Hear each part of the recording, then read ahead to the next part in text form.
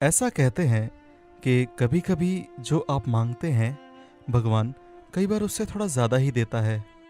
लेकिन क्या हो कि अगर वो देने वाला भगवान नहीं, बल्कि एक शैतान हो? हमारे शहर की हलचल भरी सड़कों के नीचे कई ऐसे डरावने रहस्य दबे हुए हैं, जो अगर दबे रहें तो ही अच्छा है। ऐसे रहस्य जहां जीवित और मृत लोगों की दुनिया एक हो जाती है। मैं आपका दोस्त गौरव लेकर आया हूं आपके लिए कुछ ऐसे ही रहस्यों से भरी कहानी, सुनी अनसुनी। कबीर एक बहुत ही बड़ी एमएनसी में काम करता था। आज कंपनी की कैब खराब होने के कारण उसे घर जाने के लिए बस लेनी पड़ी।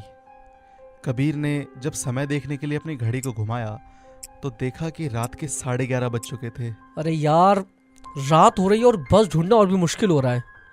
भगवान करे अगर आज की आखिरी बस थोड़ी देर से निकले ना तो शायद मैं घर पहुंच जाऊं। लेकिन अगर ऐसा नहीं हुआ ना तो ना चाहते हुए भी ये रात मुझे ही बस स्टॉप पर गुजारनी पड़ेगी। ऐसा सोचते हुए कबीर ने अपने बैग को ठीक किया और सामने की बेंच पर जाकर बैठ गया। वो बस मिलने की उम्मीद को लगभग खो चुका था, लेकिन तभी उसे एक बस का हॉर्न सुनाई देता है और जैसे ही वो अपनी नज़रें घुमाकर देखता है तो उसे वो बस आती हुई दिखाई देती है। शुक्र है भगवान का, कम से कम बस तो आई। कबीर ने खुद से कहा। ड्राइवर ने दरवाज़ा खोला और कबीर पिछले दरवाजे से बस में घुस गया। उसने टिकट ली और वो आराम से अपनी सीट पर बैठ गया। तभी कंडक्टर आवाज़ लगाता है, ये बस आज रास्ते में रुकेगी, आखिरी स्टॉप पर नहीं जाएंगे।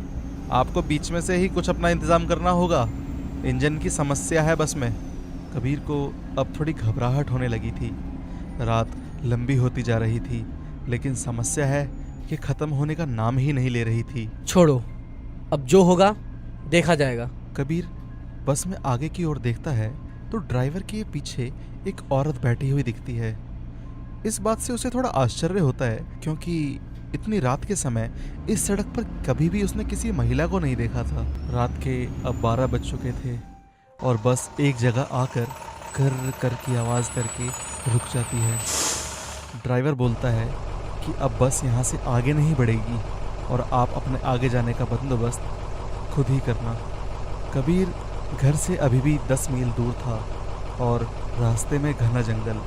कबीर बस से नीचे उतरा और साथ ही वो औरत भी बस से उतरी। कबीर ने उस औरत की ओर देखा। वो औरत बहुत ही सुंदर थी। उसे एक ऐसे ही खूबसूरत लड़की की तलाश थी। कबीर ने बात शुरू करने के लहजे से उस लड़की से कहा, ये बस ड्राइवर भी ना इतनी रात को हम दोनों को यहीं बीच रास्ते में इसी तरह उतार दिया। वैसे आप इतनी रात को कहाँ जा रही हैं? उस लड़की ने एक बार कबीर की ओर देखा। उसकी आंखें बहुत ही सुंदर थी। लड़की ने कहा, मेरा घर यही पास में है, हम पैदल जा सकते हैं। काफी रात भी हो रही है, आप चाहो तो मेरे घर आ सकते हो। कबीर को अचानक लगा कि कोई पहली ही मुलाकात में उसे उसके घर जाने के लिए बोल रहा है। उसे थोड़ा अजीब लगा और उसने कहा, अरे नहीं नहीं, आप बेवजह परेशान होंगी। आप जाइए, मैं यहीं रुकता हूँ। कोई मिल गया तो मैं अपने घर चला जाऊंगा। फिर लड़की कहती है, अरे घबराओ मत, मेरे घर में मैं और मेरी माँ रहते हैं। अगर तुम चलना ही चाहते हो तो मेरे साथ चलो। अब ये बात सुनकर कबीर को उस लड़की पर थोड़ा भरोसा होता है और कबीर उसके साथ चलने के लिए हामी भर देता है। सुनसान अंधेरी रात, घना जंगल और वो कच्चा रास्ता। कबीर के पैरों में जूते थे। कीचड़ से भरे उस जंगल में कबीर के लिए चलना थोड़ा मुश्किल हो रहा था। काफ़ी दूर चलने के बाद उसके पैर गीली मिट्टी में फंसने लगे थे। अचानक से कबीर का जूता कीचड़ में फंस जाता है।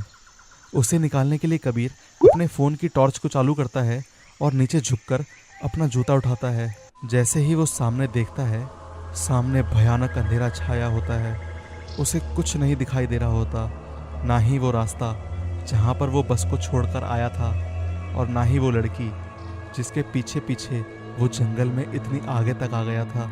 हे भगवान, अब मैं क्या करूं और कहाँ जाऊं? कबीर को कुछ आहट सी महसूस हुई और जैसे ही उसने चारों ओर देखा तो उसे पता चला कि कुछ जंगली जानवर धीरे धीरे उसके करीब आ रहे थे। उनसे बचने के चक्कर में कबीर एक पेड़ पर चढ़ गया रात और घनी हो चुकी थी।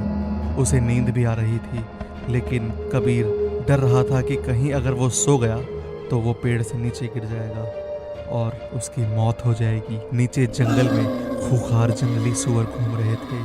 थोड़ी देर बाद पक्षियों की आवाज़ से समझ आ गया कि सुबह होने वाली है। उजाला होते ही वो लड़की का घर खोजने निकल पड़ा।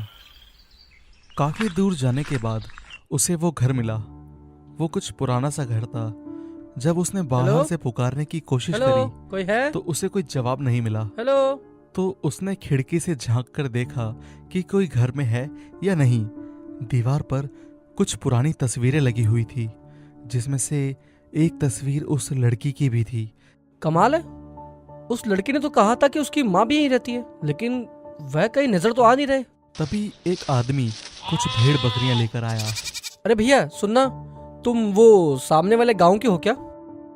साहेब, आप कौन है और आप यहाँ कैसे? क्या आप रास्ता भूल गए हैं? हाँ भाई, वो कल रात को यहाँ पे हाईवे से आ गया था। वैसे यहाँ पे एक लड़की रहती है और मैं उसके बारे में जानना चाहता हूँ। क्या आप जानते हैं? कहाँ? यहाँ इस घर में? हमने तो कभी नहीं देखा। अरे हम तो यहीं रहते हैं। कबीर को लगा कि हो सकता है कि ये आदमी उस लड़की को नहीं जानता हो, इसलिए ऐसा बोल रहा है। और कबीर ने बाहर रुककर उस लड़की का इंतजार करने का फैसला किया। शाम हो चुकी थी। बकरी वाला वापस लौटते समय कबीर से मिला और उसने पूछा, साहेब, कोई आया का? अरे आप बिना वजह यहाँ रुके हुए हैं। हमने पहले ही कहा था यहाँ कोई नहीं रहता। कुछ देर बाद रात हो गई, लेकिन काफी देर तक ना तो वो लड़की आई और ना ही उसकी माँ वापस आई। अब कबीर का धीरज खत्म हो चुका था, लेकिन वो उस लड़की से मिले बिना जाना भी तो नहीं चाहता था। तो उसने वहां एक पेड़ का सहारा लिया और उसके ऊपर चढ़कर बैठ गया। अंधेरा फैलने लगा और कबीर सामने वाले घर को देख रहा था। अचानक से सफेद कपड़ों में एक लड़की दूर से चलती हुई कबीर को दिखाई दी। कबीर उसे देखकर खुश हो गया।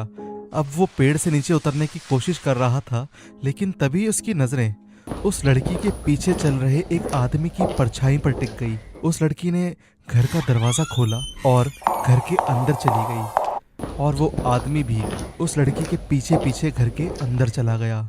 कुछ देर बाद घर से किसी के चीखने की आवाजें सुनाई दी। उस आदमी की चीखें उस जंगल के सन्नाटे भरे वातावरण में गूंज रही थी। वो आदमी तड़प रहा था और दर्द से चिल्ला रहा था। वो मदद के लिए भीख मांग रहा था। कबीर डर के मारे कांपने लगा। उस घर तक जाना तो दूर, वो अब नीचे उतरने के बारे में सोच भी नहीं रहा था। कुछ देर बाद उस आदमी की चीख थम गई। कबीर ने सुबह होने का इंतजार किया, और जैसे ही सुबह हुई वो पेड़ से नीचे उतरा और उसने देखा कि घर के दरवाजे के बाहर तक खून बह रहा था।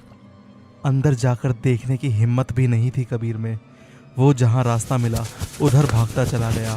दौड़ते समय कबीर ने किसी तरह हाईवे का पता लगाया और मीलों चलने के बाद आखिरकार वो घर पहुंच गया। उसके साथ जो कुछ भी हुआ था वो किसी को बता नहीं पा रहा था। बोलना तो बहुत कुछ था, लेकिन कबीर कुछ बोल ही नहीं पा रहा था। ऐसा लग रहा था कि मानो किसी ने उसका मुंह सिल दिया हो। कबीर को इलाज के लिए हॉस्पिटल में भर्ती करा दिया गया और डॉक्टर ने ये घोषणा कर दी कि वो पागल है। वहाँ जंगल में वो बकरी वाला आज शाम फिर उस घर के पास आया। घर के दरवाजे के बाहर खून बह रहा था, और जब बकरी वाले ने अंदर झांक कर देखा तो वो भयंकर नज़ारा देखकर उसको भागना तक नसीब नहीं हुआ। वो लड़की अंदर ही थी। वो लड़की आदमखोर बन चुकी थी। मरे हुए आदमी का मांस जानवरों की तरह खा रही थी। बकरी वाले ने जब उस लड़की का चेहरा ध्यान से देखा तो उसकी चीखें निकल गई। उस लड़की की आंखों का रंग लाल था। उसके मुंह से निकली हुई चीख उसकी आखिरी चीख बनकर रह गई। लड़की बकरी वाले को देखकर एक आदमी की आवाज में हंसी।